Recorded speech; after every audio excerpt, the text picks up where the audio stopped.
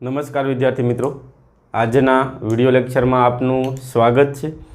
મિત્રો, ગયા લેક્ચરની અંદર આપણે ઓસ્ટેડનો પ્રયોગ અને બાયો સાવરનો નિયમ ભણી ગયા।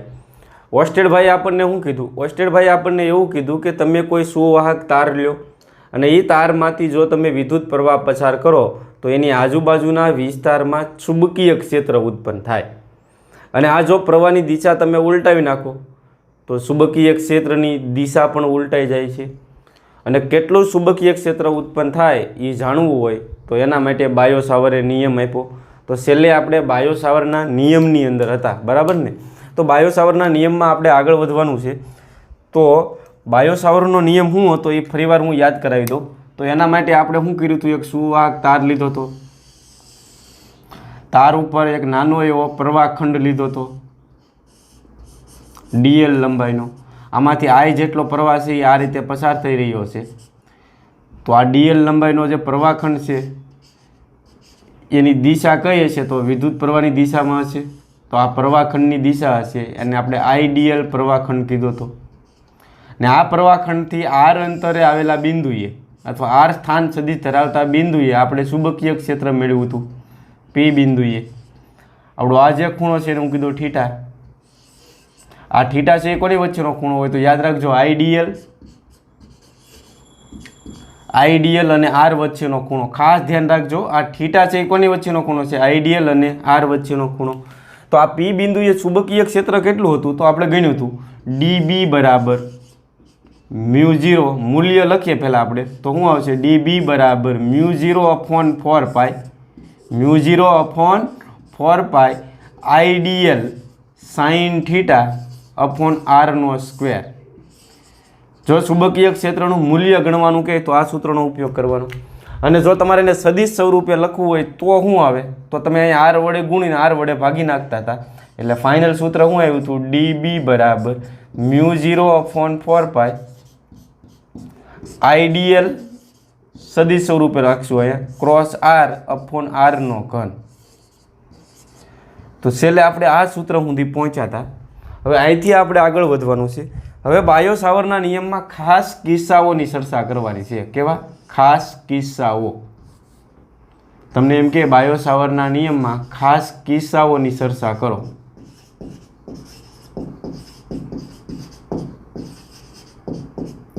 તો ખાસ કિસ્સાઓ એટલે બીજું કંઈ નહીં, હવે તમારે ચુંબકીય ક્ષેત્રનો વિચાર કરવાનો છે, પણ કઈ જગ્યાએ?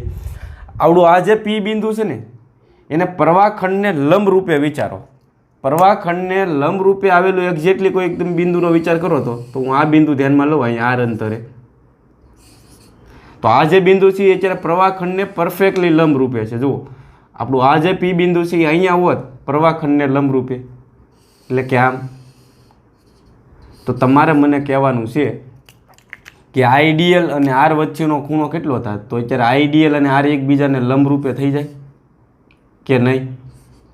આઈડીએલ અને આર એકબીજાને કેવા છે અત્યારે? લંબ રૂપે। તો થીટા કેટલો થવાનો? 90 ડિગ્રી।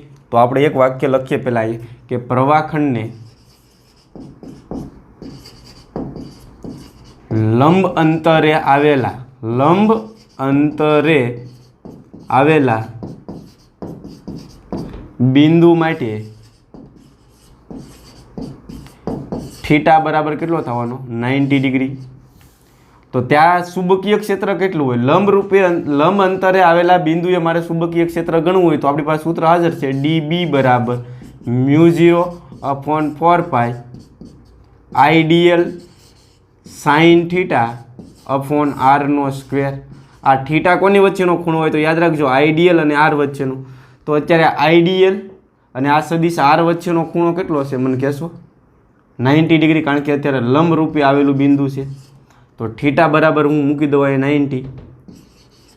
તો હવે મને કહેશો સાઈન 90ની કિંમત કેટલી થાય? સાઈન 90ની કિંમત 1 થશે ને? તો સાઈન 90 બરાબર 1 મૂકી દો તો ફાઇનલી ચુંબકીય ક્ષેત્ર કેટલું થાય? ડીબી બરાબર μ0/4π આઈડીએલ અપોન શું થઈ જશે કયો? R square.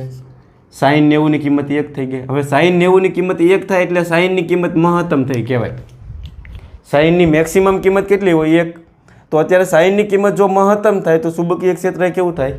મહત્તમ। એટલે આ જે ચુંબકીય ક્ષેત્ર હશે ને એ મહત્તમ હોય। એટલે પ્રવાહખંડને લંબ અંતરે આવેલા જે બિંદુ છે, એક આ બિંદુ છે, અહીંયા ચુંબકીય ક્ષેત્ર મેક્સિમમ થાય ને એક બિંદુ આ બાજુ તમે વિચારી શકો. તમે અહીંયા તમે જોશો તો આઈડિયલ અને આર વચ્ચેનો ખૂણો 90 ડિગ્રી થાય. એટલે પ્રવાહખંડને લંબ અંતરે આવેલા બિંદુએ ચુંબકીય ક્ષેત્ર છે ને મેક્સિમમ થતા હોય. તો આ પી અને પી ડેશ બિંદુએ ચુંબકીય ક્ષેત્ર કેવા હોય? મહત્તમ. પછી એક બીજું બિંદુ એવું વિચારવાનું છે, પ્રવાહખંડની દિશામાં આવેલું બિંદુ. પ્રવાહખંડની દિશામાં આવેલું બિંદુ એટલે કે આપણે આ રીતે વિચારીએ, આપણો આઈડિયલ પ્રવાહખંડ છે બરાબર ને, હું આ બિંદુ વિચારું, મારે આ બિંદુએ ચુંબકીય ક્ષેત્ર ગણવાનું છે. તો આ બિંદુનું પ્રવાહખંડથી જે અંતર છે એ અંતરને હું કીધું આર. તો અત્યારે તમને ખબર પડે છે પ્રવાહખંડની દિશામાં તમે જાઓ તો આઈડિયલ અને આર બંને એક જ દિશામાં આવી જાય. આઈડિયલ એ આમ છે અને આર એ આમ છે, તો બંને વચ્ચેનો ખૂણો કેટલો થાય? બંને એક જ દિશામાં હોય તો બંને વચ્ચેનો ખૂણો 0 ડિગ્રી થાય. તો એક વાક્ય હજી લખીએ, પ્રવાહખંડની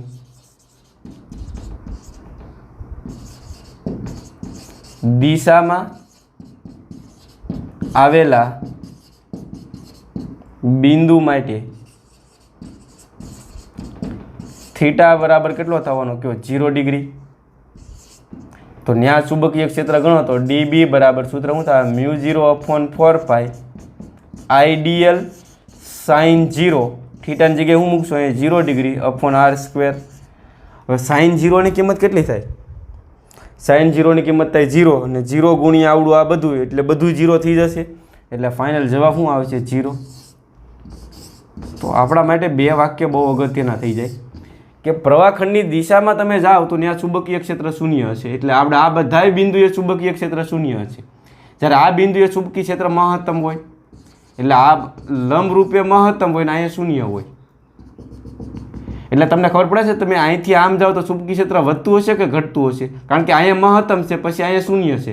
એટલે તમે જેમ જેમ આમ જાઓ ને એમ ચુંબકીય ક્ષેત્ર ઘટતું હોય ને તમે પ્રવાહખંડની દિશામાં આવી જાઓ તો અહીંયા શૂન્ય થઈ જાય. એટલે જેમ જેમ આમ જતા જાઓ એટલે કે ખૂણો ઘટાડતા જાઓ એમ ચુંબકીય ક્ષેત્ર ઘટતું જાય ઘટતું જાય ઘટતું જાય, અહીંયા શૂન્ય થઈ જાય. પછી આમ જાઓ એટલે પાછો ખૂણો વધતો જશે ને ખૂણો વધશે એટલે ચુંબકીય ક્ષેત્ર પાછું વધતું જાય એટલે ફરીવાર પાછું અહીંયા મેક્સિમમ થશે. એટલે પ્રવાહખંડની દિશામાં શૂન્ય થાય જ્યારે એને લંબ રૂપે કેવું હશે? મહત્તમ હશે. અને પ્રવાહખંડની વિરુદ્ધ દિશામાં આવેલું બિંદુ વિચારો તો, એટલે કે આ બિંદુ આપણો આ પ્રવાહખંડ છે, મારે અહીંયા ચુંબકીય ક્ષેત્ર ગણવું છે. આર અંતરે આવેલું બિંદુ આ તમને ખબર પડે છે. તો આર આ દિશામાં છે, પ્રવાહખંડ આ દિશામાં છે, તો બંને વચ્ચેનો ખૂણો અત્યારે થાય 180 ડિગ્રી. પ્રવાહખંડની વિરુદ્ધ દિશામાં આવેલું આ બિંદુ હોય તો શું થાય? આઈડિયલ અને આર વચ્ચેનો ખૂણો કેટલો થાય? 180. અને સાઈન 180 ની કિંમત તમને મૂકશો અહીંયા તો જવાબ આવશે 0. એટલે એનો મતલબ એમ કે પ્રવાહખંડની દિશામાં જાઓ કે વિરુદ્ધ દિશામાં જાઓ ચુંબકીય ક્ષેત્ર શું આવશે? શૂન્ય. એટલે લખીએ અહીંયા પ્રવાહખંડની દિશામાં અથવા વિરુદ્ધ દિશામાં આવેલા બિંદુ માટે થીટા બરાબર કેટલો હશે? 0 અથવા 180 ડિગ્રી. હવે 0 મૂકશો તો એ જવાબ 0 આવશે, તો એ ચુંબકીય ક્ષેત્ર શૂન્ય થશે. 180 મૂકશો તો એ જવાબ 0 આવશે, તો એ ચુંબકીય ક્ષેત્ર શૂન્ય થશે. એટલે બે ખાસ કિસ્સાઓની આપણે ચર્ચા કરવાની છે, લંબ રૂપે આવેલા બિંદુએ અને પ્રવાહખંડની દિશામાં અને વિરુદ્ધ દિશામાં આવેલા બિંદુએ વિચાર કરવાનો છે. તો લંબ રૂપે આવેલા બિંદુએ ચુંબકીય ક્ષેત્ર મહત્તમ હશે, જ્યારે દિશામાં અને વિરુદ્ધ દિશામાં આવેલા બિંદુએ ચુંબકીય ક્ષેત્ર છે એ શૂન્ય. તો હવે આપણા માટે જે સૌથી અગત્યની બાબત એ છે કે ચુંબકીય ક્ષેત્રને જો આપણે સદિશ કહેતા હોઈએ તો એની દિશા કઈ હોય? તો ચુંબકીય ક્ષેત્રની દિશા આ ચેપ્ટરમાં બહુ જ અગત્યની છે અને જો દિશા મેળવતા ન આવડે તો ઘણા બધા પ્રોબ્લેમ થાય એવા છે. આ ચેપ્ટર જો અઘરું પડતું હોય ને તો ચુંબકીય ક્ષેત્રની દિશા નક્કી કરતા બાળકો નથી આવડતી ને એને લીધે ઘણી બધી ભૂલો કરી જાય છે. તો ચુંબકીય ક્ષેત્રની બીની દિશા નક્કી કરતાં તમને શીખવાડવું, એના માટે તમને સદિશના નિયમો આવડવા જોઈએ. તમને ખબર હોય તો સદિશમાં આવું ભણી ગયા હશો કે સદિશ એ લઈ લો અને આ સદિશ બી લઈ લો, આ બંને વચ્ચેનો ખૂણો કીધું હું થીટા. ધ્યાન આપજો અહીં.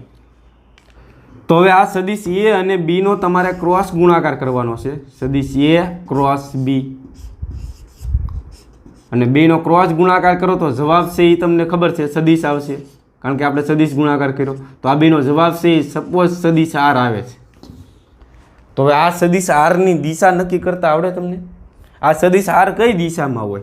તો સદિશના નિયમોની અંદર આપણે એવું ભણી ગયા કે સદિશ આરની દિશા છે એ આ સદિશ એ, આ સદિશ એ અને આ સદિશ બી થી બનતા સમતલને લંબરૂપે હોય.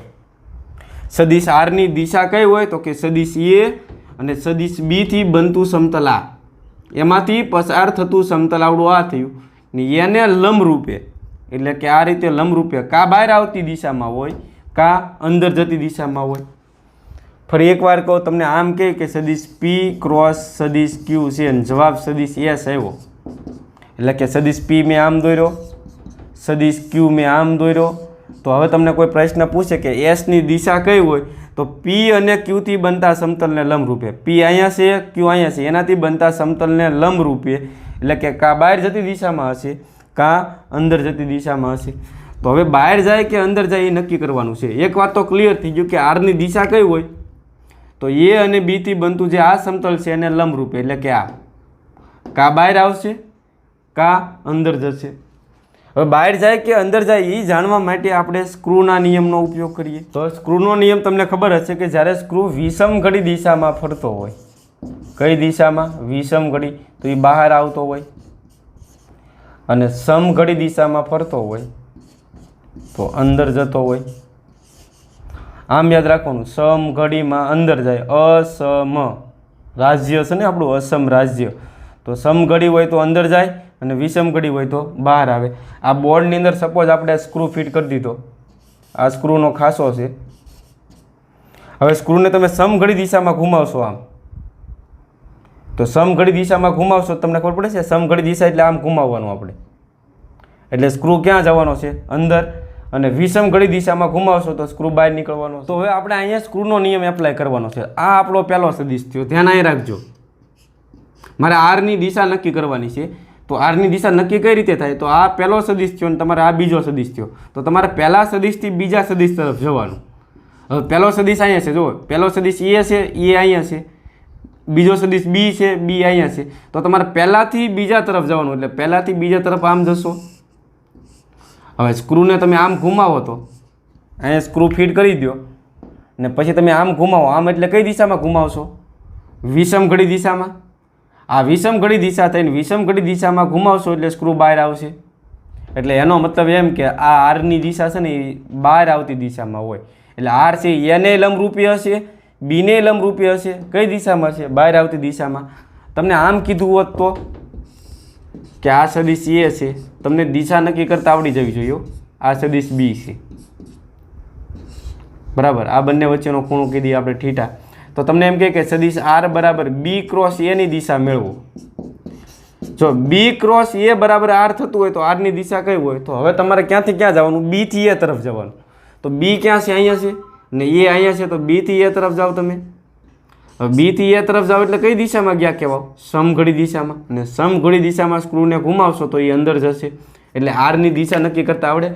જો વિષમઘડી દિશામાં હોય તો બહાર આવતી દિશામાં હોય, અને સમઘડી દિશામાં હોય તો અંદર જતી દિશામાં હોય. હજી એક તમને હું પ્રશ્ન પૂછી લઉં. આ સદિશ પી છે અને આ સદિશ ક્યુ છે. તો હવે તમને એમ કહે કે પી ક્રોસ ક્યુ બરાબર આર છે. તો આરની દિશા કઈ છે? તો તમારે પહેલો સદિશ કયો છે? પી, પીને પકડવાનો, અને બીજો સદિશ કયો છે? ક્યુને પકડવાનો. તો પીથી તમારે ક્યુ તરફ જવાનું છે, નાના ખૂણે જવાનું, બરાબર ને? તો પીથી ક્યુ તરફ આમ જશું. તો હવે તમને ખબર પડે છે તમે કઈ દિશામાં જાઓ છો? તો અત્યારે તમે છે ને સમઘડી દિશામાં જાઓ છો, જુઓ. અને સમઘડી દિશામાં સ્ક્રૂને ઘુમાવશો તો અંદર જશે. એટલે આવડ્યું. આ જે આર છે એની દિશા ક્યાં હશે? તો કે પી અને ક્યુથી બનતા સમતલને લંબરૂપે અંદર જતી દિશામાં. તો સદિશની દિશા નક્કી કરતા આવડી જશે. તો હવે આપણે ચુંબકીય ક્ષેત્ર બીની દિશા નક્કી કરવાની છે. તો આ સદિશ બીની દિશા કઈ હોય? તો સદિશ બી કોના ક્રોસ ગુણાકાર દ્વારા મળે છે? તો કે આઈડિયલ અને આરના ક્રોસ ગુણાકાર દ્વારા. તો એક વાત તો ક્લિયર થઈ ગઈ કે બીની દિશા કઈ હોય? તો કે આઈડિયલ અને આરથી બનતા સમતલને લંબરૂપે. તો હવે આઈડિયલ તમને દેખાય છે? તો કે આઈડિયલ અહીંયા છે. આર તમને દેખાય છે? તો કે આર અહીંયા છે. એનાથી બનતું સમતલ એટલે કે આવડું આ થઈ ગયું આખું. એને લંબ રૂપે હોય, એને લંબ રૂપે એટલે કે આમ કા બહાર આવશે કા અંદર જતી દિશામાં હોય. તો મારે પી બિંદુએ ચુંબકીય ક્ષેત્ર ગણવું છે, એટલે કે આ આવડા આ ભાગમાં તારના આ ભાગમાં ચુંબકીય ક્ષેત્ર ગણવું છે. તો તમારે શું કરવાનું, પહેલો સદિશ કયો છે આઈડિયલ. આઈડિયલથી તમારે ક્યાં જવાનું, આર તરફ. તો આઈડિયલ અહીંયા છે ને આર છે અહીંયા છે. તો આઈડિયલથી તમે આર તરફ જાઓ તો અત્યારે મને કહેશો કઈ દિશામાં જાઓ છો, અત્યારે તમે સમઘડી દિશામાં જાઓ છો. અને સમઘડી દિશામાં જાઓ તો સ્ક્રૂ કઈ દિશામાં જવાનો, અંદર તરફ જશે. એટલે અહીંયા સ્ક્રૂ અંદર તરફ જાય છે એટલે અહીંયા ચુંબકીય ક્ષેત્ર અંદર જતી દિશામાં હોય. અને અંદર જતી દિશાના ચુંબકીય ક્ષેત્રને આપણે સોકડી વડે બતાવીએ, યાદ રાખજો. તો અહીંયા ચુંબકીય ક્ષેત્ર અંદર જતી દિશામાં છે. જો અહીંયા ક્ષેત્ર રેખાઓ અંદર જતી હોય તો અહીંયા બહાર નીકળતી હોય આ ભાગમાં, એટલે અહીંયા બહાર આવતી દિશામાં હશે.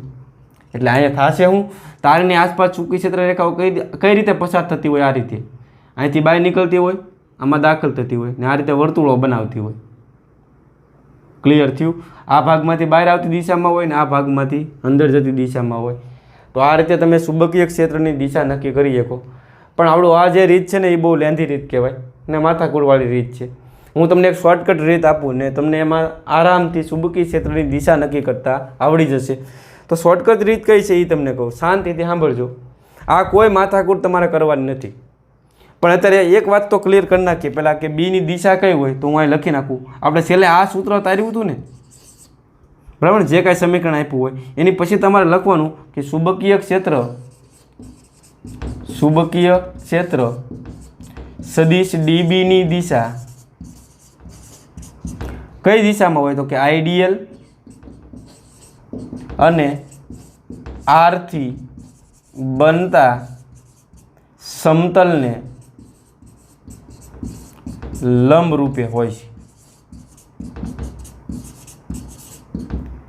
ચુંબકીય ક્ષેત્ર ડીબીની દિશા આઈડિયલ અને આરથી બનતા સમતલને લંબ રૂપે હોય છે, જે સ્ક્રૂના નિયમની મદદથી જાણી શકાય.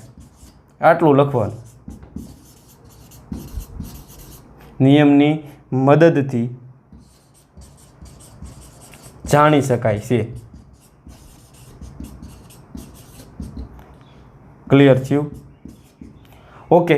તો હવે આપણો જે શોર્ટકટ નિયમ છે એ નિયમનો ઉપયોગ કરતા શીખવાડું તમને. તો તમારે શું કરવાનું, જે દિશામાં પ્રવાહ જતો હોય ને એ દિશામાં હાલવા મળવાનું, બસ એટલું જ યાદ રાખવાનું. જે દિશામાં પ્રવાહ જતો હોય એ દિશામાં હાલવા મળો. તો પ્રવાહ અત્યારે આ દિશામાં છે તો એ દિશામાં હાલ્યા જાઓ. તો હવે તમારો જે બાજુ ડાબો હાથ આવે, જે બાજુ ડાબો હાથ આવશે ત્યાં ચુંબકીય ક્ષેત્ર રેખાઓ બહાર નીકળતી હોય અને જમણો હાથ આવશે ત્યાં ક્ષેત્ર રેખાઓ અંદર જતી હોય. તો તમે હાલ્યા જાઓ તો આમ, તો આ બાજુ તમારો કયો હાથ આવશે, ડાબો હાથ. અને ડાબો હોય ને તો ચુંબકીય ક્ષેત્ર રેખાઓ બહાર નીકળશે, યાદ રાખજો. ડાબ યાદ રાખવાનું. તો ડાબો હાથ હોય ને આ ક્ષેત્ર રેખાઓ બહાર નીકળશે ને આ બાજુ તમારો જમણો હાથ આવશે તો જમણા હાથમાં ક્ષેત્ર રેખાઓ અંદર જશે. તો અજ યાદ રાખવાનું. જમણા હાથમાં અંદર તરફ હોય અને ડાબો હાથ હોય તો ત્યાંથી બહાર નીકળતી હોય. એટલે પ્રવાહની દિશામાં તમે હાલ્યા જાઓ તો આ બાજુ તમારો ડાબો હાથ આવશે એટલે આમાં ક્ષેત્ર રેખાઓ બહાર નીકળશે ને બહાર નીકળતી ક્ષેત્ર રેખાઓને આપણે ડોટ વડે બતાવશું ને આ બાજુ ક્ષેત્ર રેખાઓ દાખલ થતી હોય જમણો હાથ હોય ને. ક્લિયર થયું? હવે તમને હું એક બે એક્ઝામ્પલ લઉં એટલે વધારે ક્લિયર થઈ જવું જોઈએ. કે ધારો કે આ તાર છે, આમ છે, તો આ પી બિંદુએ અને મારે ક્યુ બિંદુએ ચુંબકીય ક્ષેત્ર ગણવું છે. અત્યારે પ્રવાહ આ દિશામાં પસાર થઈ રહ્યો છે. તો બીજું કાંઈ નહીં કરવાનું, જે દિશામાં પ્રવાહ પસાર થતો હોય એ દિશામાં તમારે હાલ્યું જવાનું. તો તમે આમ હાલ્યા જાવ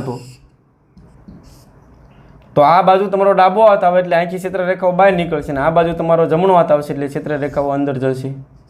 અંદર જાય એટલે સોકડી વડે બતાવવાનું. ક્લિયર થયું? હજી એક બે કેસ લઈએ આપણે, કારણ કે દિશા નક્કી કરતાં આવડવું જરૂરી. આ આપણે ચોરસ લઈ લઈએ, એમાં પ્રવાહ કંઈક આ રીતે પસાર થઈ રહ્યો છે. તો હવે તમારે મને કહેવાનું છે કેન્દ્ર ઉપર અહીંયા ચુંબકીય ક્ષેત્ર કઈ દિશામાં હોય. તો આ કેન્દ્ર ઉપર ચુંબકીય ક્ષેત્ર કોને લીધે મળે? આ તારને લીધે મળે, આ તારને લીધે મળે, આ તારને લીધે મળે ને આ તારને લીધે મળે. તો પહેલાં આ તારને લીધે કઈ દિશામાં હોય? તો તમારે શું કરવાનું, પ્રવાહની દિશામાં હાલ્યા જાઓ. તો આ બાજુ તમારો ડાબો હાથ આવે ને ડાબો હાથ હોય એટલે ક્ષેત્ર રેખાઓ બહાર નીકળે ને બહાર નીકળે એટલે ડોટ વડે બતાવશું. આ બાજુ તમારો જમણો હાથ આવશે, જમણો હાથ હોય એટલે અંદર જતી દિશામાં હોય એટલે આ તારને લીધે અહીંયા અંદર જતી દિશામાં છે ને અહીંયા બહાર આવતી દિશામાં છે એટલે આમાં ક્ષેત્ર રેખાઓ આ રીતે વર્તુળાકાર માર્ગે હોય હવે ઉજે છે। ઓકે, તમે આ બાજુ આવી જાઓ તો તમારા પ્રવાહની દિશામાં હાલ્યું જવાનું, તો આ બાજુ કયો હાથ આવશે? ડાબો, ને ડાબો હોય એટલે ક્ષેત્રરેખાઓ બહાર નીકળશે। આ બાજુ કયો આવશે? જમણો હાથ, તો અહીંયા અંદર જશે, એટલે આમાં ક્ષેત્રરેખાઓ આમ હશે। ખબર પડે છે કે નહીં? આ રીતે વર્તુળો હશે, અહીંયા ક્ષેત્રરેખાઓના વર્તુળો આ રીતે હશે આમ, બરાબર, અહીંથી બહાર નીકળતી હોય ને આમાં દાખલ થતી હોય। અચ્છા, અહીંયા પ્રવાહની દિશામાં હાલ્યા જાઓ, આમ તમે હાલશો, તમે વિચારજો કે આ બાજુ તમારો ડાબો હાથ આવશે એટલે અહીંયા બહાર આવતી દિશામાં છે, ને આ બાજુ જમણો હાથ આવશે એટલે અંદર જતી દિશામાં હશે। ખબર પડે છે કે નહીં?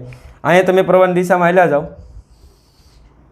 તો આ બાજુ તમારો ડાબો હાથ આવશે, હાલવું હોય તો હાલજો, ખબર પડશે, એટલે અહીંથી બહાર આવતી દિશામાં હશે, ને આ બાજુ જમણો હાથ આવશે એટલે અંદર જતી દિશામાં હશે। હવે એક નાનકડો પ્રશ્ન પૂછી નાખે કે બાયો-સાવર્ટનો નિયમ અને કુલમ્બના નિયમ વચ્ચે સામ્યતાઓ શું છે? પહેલાં તો સામ્યતાઓ સમજવા માટે તમે અહીં થોડુંક ધ્યાન આપજો। કુલમ્બના નિયમની મદદથી તમે વિદ્યુત ક્ષેત્ર મેળવી શકો। એ બરાબર સૂત્ર શું હતું? Q/R²। અને બાયો-સાવર્ટના નિયમની મદદથી તમે ચુંબકીય ક્ષેત્ર ગણી શકો, અને એનું સૂત્ર શું હતું? dB = μ0/4π IDL sin θ/r²। અને અત્યારે થીટા બરાબર ઘડીક 90 લઈ લો તો sin 90 ની કિંમત શું થાય? 1। હવે k બરાબર તમે શું મૂકી શકો? 1/4πε0, એટલે અહીંયા શું થાય? 1/4πε0 Q/R²। હવે તમને ખબર છે કે વિદ્યુત ક્ષેત્ર કોણ ઉત્પન્ન કરે? આ વિદ્યુતભાર Q, એટલે વિદ્યુતભાર Q ને લીધે વિદ્યુત ક્ષેત્ર ઉત્પન્ન થાય। આ બિંદુ લઈ લઈએ આપણે P બિંદુએ, તો ધન વિદ્યુતભાર હોય તો ક્ષેત્રરેખાઓ બહાર જતી દિશામાં હોય, R અંતરે આવેલા બિંદુએ। તો વિદ્યુતભાર Q હોય, અહીંયા રહેલો વિદ્યુતભાર Q શું ઉત્પન્ન કરશે? વિદ્યુત ક્ષેત્ર। તો આ વિદ્યુત ક્ષેત્ર ઉત્પન્ન કોણ કરે? આ વિદ્યુતભાર Q। હવે તમારે મને કહેવાનું છે કે અહીંયા ચુંબકીય ક્ષેત્ર કોણ ઉત્પન્ન કરે? તો આ પ્રવાહખંડ IDL। તો IDL પ્રવાહખંડને લીધે શું ઉત્પન્ન થાય છે? ચુંબકીય ક્ષેત્ર। આ IDL પ્રવાહખંડને લીધે શું ઉત્પન્ન થાય છે? ચુંબકીય ક્ષેત્ર। અને વિદ્યુતભાર Q ને લીધે શું ઉત્પન્ન થાય છે? વિદ્યુત ક્ષેત્ર। આપણો આ તાર છે, એની અંદર એક પ્રવાહખંડ લઈ લો IDL, તો એને લીધે અહીંયા શું ઉત્પન્ન થશે? ચુંબકીય ક્ષેત્ર dB। તો IDL ને લીધે ચુંબકીય ક્ષેત્ર ઉત્પન્ન થાય, જ્યારે Q ને લીધે શું ઉત્પન્ન થશે? વિદ્યુત ક્ષેત્ર। એટલે આ બંને ક્લિયર હોવા જરૂરી। પણ આ બંનેમાં તફાવત શું છે? આ જે વિદ્યુતભાર છે ને એ અદિશ છે, ને IDL પ્રવાહખંડ કેવો છે? સદિશ છે। એટલે વિદ્યુત ક્ષેત્ર છે ને એ અદિશ ઉદ્ગમ દ્વારા ઉત્પન્ન થાય। આ વાક્ય સમજાય છે? વિદ્યુત ક્ષેત્ર અદિશ ઉદ્ગમ દ્વારા ઉત્પન્ન થાય, જ્યારે ચુંબકીય ક્ષેત્ર સદિશ ઉદ્ગમ દ્વારા ઉત્પન્ન થાય, કારણ કે IDL સદિશ છે અને Q અદિશ છે। તો આ બંને વચ્ચે સમાનતા છે। જો બે સૂત્રમાં તમને કંઈ સમાનતા જોવા મળે તો Q ને સમતુલ્ય શું થઈ ગયું? IDL। અહીંયા 1/4πε0 છે, એમ જગ્યાએ અહીંયા અચળાંક તરીકે શું છે? μ0/4π। અહીંયા E² છે, સોરી R² છે, અહીંયા R² છે, અહીંયા E છે, અહીંયા શું છે? dB છે। તો આ બંને સૂત્રો એકબીજાને સમાનતા ધરાવે છે એમ કહેવાય। તો બંને વચ્ચે સામ્યતાઓ અને વિષમતા સમજાવવાનું કહે તો સમજી લઈએ આપણે। તો લખીએ બાયો-સાવર્ટ અને કુલમ્બના નિયમ વચ્ચે સામ્યતા। તો લખો કુલમ્બ અને બાયો-સાવર્ટના નિયમો વચ્ચે પહેલાં આપણે ભણવાનું છે સામ્યતાઓ। બંને વચ્ચે સમાનતા શું છે? તો પહેલી સમાનતા તો એ છે કે બંને છે વ્યસ્ત વર્ગના નિયમો છે। જો કુલમ્બનો નિયમ અને બાયો-સાવર્ટનો નિયમ વ્યસ્ત વર્ગનો નિયમ કહેવાય। શા માટે? કારણ કે વિદ્યુત ક્ષેત્ર એ અંતરના વર્ગના વ્યસ્ત મુજબ બદલાય, અને ચુંબકીય ક્ષેત્ર તે અંતરના વર્ગના વ્યસ્ત વર્ગ મુજબ બદલાય। એટલે બંને નિયમો, પહેલી સમાનતા હું, બંને નિયમો વ્યસ્ત વર્ગના નિયમો છે।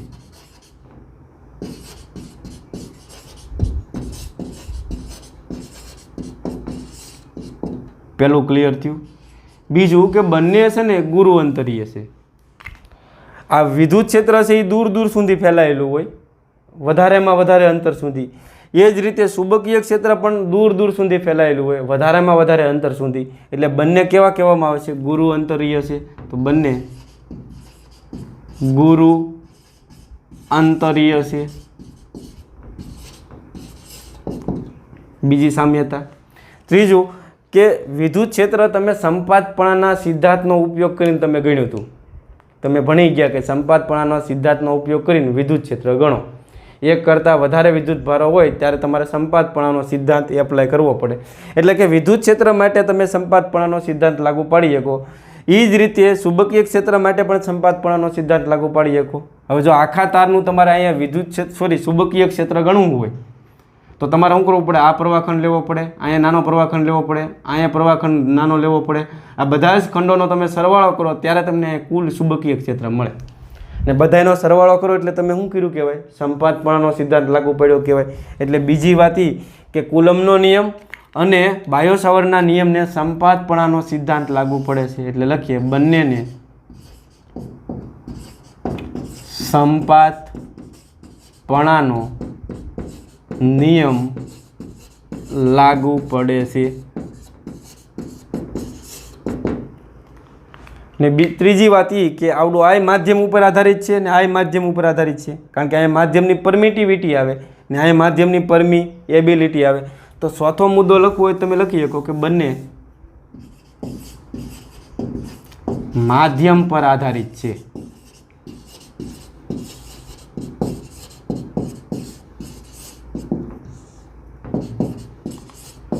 લ્યો તો આ બંને નિયમો વચ્ચે 4 સમાનતા છે। પહેલી સમાનતા હું બંને નિયમો વ્યસ્ત વર્ગના નિયમો છે, બંને ગુરુઅંતરીય છે, બંનેને સંપાતપણાનો નિયમ લાગુ પડે છે અને બંને માધ્યમ ઉપર આધારિત છે।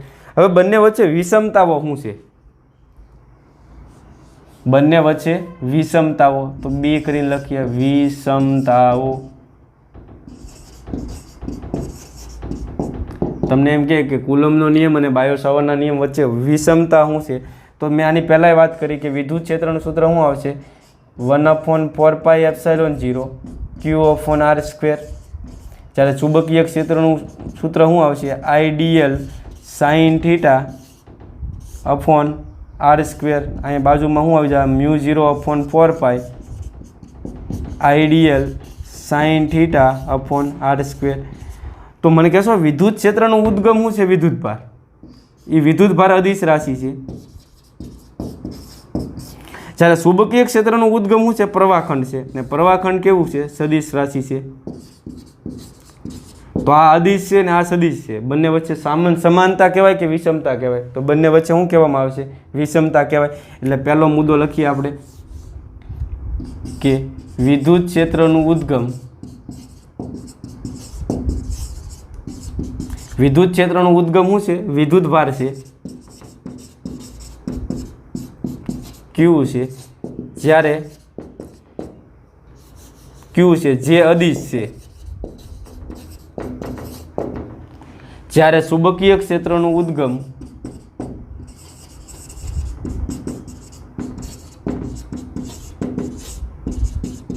પ્રવાહખંડ એટલે કે આઈડીએલ જે સદિશ છે, એટલે બંને વચ્ચે વિષમતા થઈ ગઈ કહેવાય। બીજી એક વાત કે વિદ્યુત ક્ષેત્ર છે ને એ ખૂણા ઉપર ડિપેન્ડ નથી, આમાં ક્યાંય સાઇન થીટા આવતું નથી। જ્યારે ચુંબકીય ક્ષેત્ર છે એ ખૂણા ઉપર ડિપેન્ડ છે, જ્યારે થીટા બરાબર 0 થાય ત્યારે ચુંબકીય ક્ષેત્ર શૂન્ય થઈ જશે, અને અહીંયા થીટા બરાબર 0 થાય તો ક્યારેય વિદ્યુત ક્ષેત્ર શૂન્ય થવાનું નથી। એટલે વિદ્યુત ક્ષેત્ર ખૂણા ઉપર આધારિત નથી, જ્યારે ચુંબકીય ક્ષેત્ર છે એ સાઇન થીટા ઉપર આધારિત છે। એટલે લખીએ આપણે અહીંયા બીજી વિષમતા કે વિદ્યુત ક્ષેત્ર ખૂણો થીટા પર આધારિત નથી, જ્યારે ચુંબકીય ક્ષેત્ર ખૂણો થીટા પર આધારિત છે। તો આ એની બીજી વિષમતા થઈ કહેવાય। અને ત્રીજી વિષમતા બહુ અગત્યની છે કે તમને ખબર છે કે આ વિદ્યુતભાર Q વિચારો, એનાથી r અંતરે આવેલું એક બિંદુ ધ્યાનમાં લઈએ આપણે, એનો સ્થાન સદિશને હું કીધું r। હવે જો આ વિદ્યુતભાર ધન હોય, સાંભળજો, તો અમારી વિદ્યુત ક્ષેત્ર રેખાઓ બહાર નીકળતી હોય ને અહીં વિદ્યુત ક્ષેત્ર કઈ દિશામાં હોય? તો કે બહાર જતી દિશામાં। એટલે આ સ્થાન સદિશ r ની દિશામાં જ છે, જુઓ, અથવા સ્થાન સદિશ r ની ઉપર જ છે એની દિશા। જો આ ઋણ હોત તો અહીં ક્ષેત્રરેખાઓ દાખલ થતી દિશામાં હોય. એટલે એક વાત તો ક્લિયર થઈ ગયું કે જે આ વિદ્યુત ક્ષેત્ર ઉત્પન્ન થાય ને એ અંતરની દિશામાં હોય, કાં આમ બહાર જતી દિશામાં હોય કાં અંદર જતી દિશામાં હોય, એટલે અંતરની દિશામાં હોય. જ્યારે ચુંબકીય ક્ષેત્ર કઈ રીતે ઉત્પન્ન થાય તો તમને ખબર છે, આઈડિયલ અને આરથી બનતા સમતલને લંબરૂપ, એટલે કે આમ. એટલે અહીંયા ચુંબકીય ક્ષેત્ર કઈ દિશામાં છે? આરની દિશામાં કહેવાય કે આરને લંબરૂપે છે. તો ચુંબકીય ક્ષેત્ર છે એ આરને લંબરૂપે હોય છે. જ્યારે વિદ્યુત ક્ષેત્ર શું છે? આરની દિશામાં હોય છે. તો લખીએ આપણે ત્રીજો મુદ્દો કે વિદ્યુત ક્ષેત્ર સદિશ ઈ સ્થાન સદિશની દિશામાં હોય છે. સ્થાન સદિશ આરની દિશામાં હોય છે. જ્યારે ચુંબકીય ક્ષેત્ર એટલે કે સદિશ બી એ સ્થાન સદિશ આર ને લંબરૂપે હોય છે.